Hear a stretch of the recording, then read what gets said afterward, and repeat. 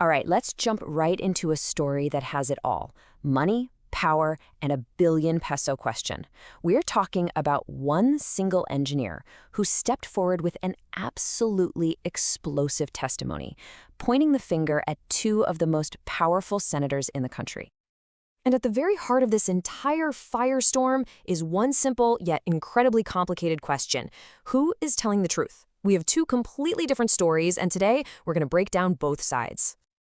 So, picture this. The stakes couldn't possibly be higher.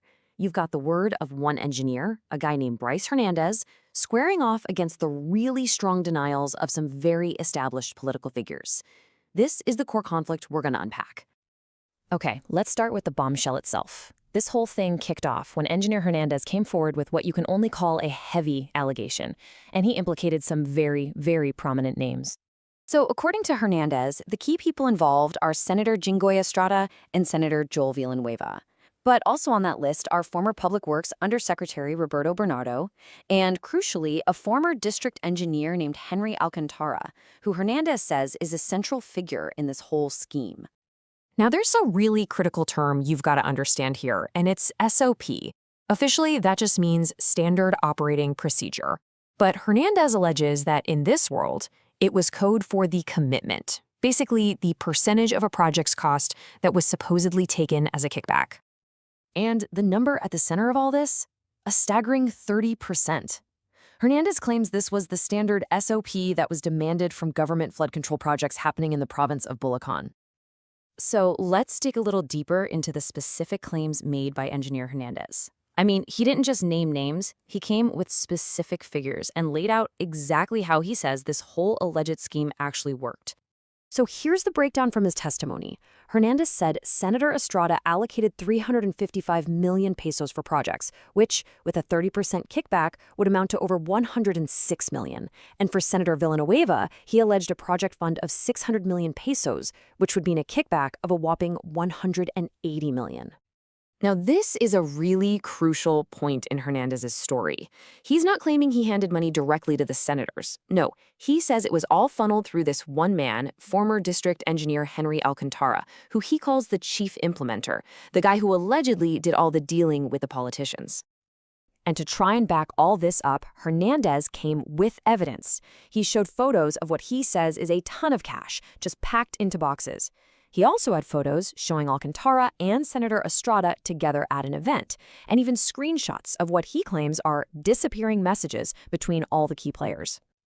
All right, now it's time to turn to the other side of this story, because as you can probably imagine, the accused senators did not take these allegations sitting down. Their denials were fast, they were forceful, and they came with some counterclaims of their own. Senator Jinggoy Estrada was, well, pretty blunt about it. He said he was absolutely furious at the accusation. His words were totally clear. "This person is such a liar. I have never met that guy," talking about Engineer Hernandez. But Estrada didn't just deny it, he offered a motive. He's trying to undermine his accuser's credibility here. He suggests this whole thing is an act of revenge, and that it all stems from a previous run-in where the senator was actually responsible for citing Hernandez in contempt, which led to him being detained.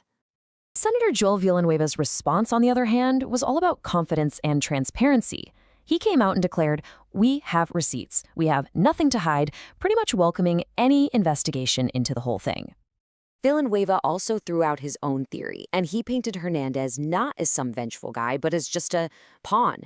This suggests that Hernandez is being manipulated by other, unnamed people who have some kind of political agenda, which totally shifts the focus to a potential hidden enemy. And all of this brings us to the man in the middle, Henry Alcantara. See, according to Hernandez, he's the connection. But according to the senators, he's basically a stranger. His testimony is absolutely pivotal in figuring this out. And this is where their stories just completely crash into each other. When they were shown a photo of Alcantara with Estrada, Hernandez claims, they appear super close. But Senator Estrada's response? "I cannot recall. I do not know him." He adds that, as a public figure, he takes photos with countless people. So Alcantara himself has spoken out, and his denial is absolute.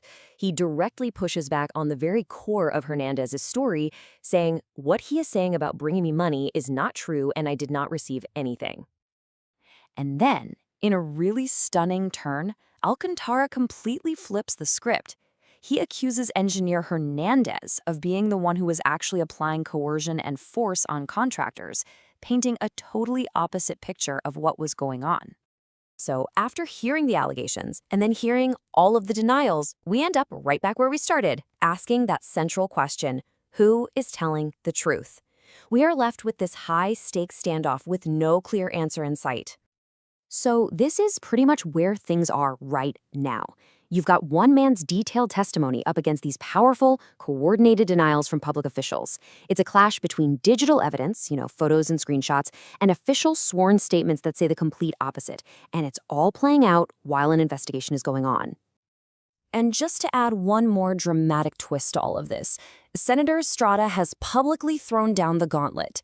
He challenged engineer Hernandez to take a polygraph test right alongside him, to, in his words, settle this once and for all and show the public who is telling the truth. And that really leaves us with this final thought. When you have such wildly different stories from all sides, and everyone is backing up their claims with their own version of proof and logic, it makes you ask a pretty fundamental question about our whole system. In a battle of just words against evidence, how can the truth ever really be known?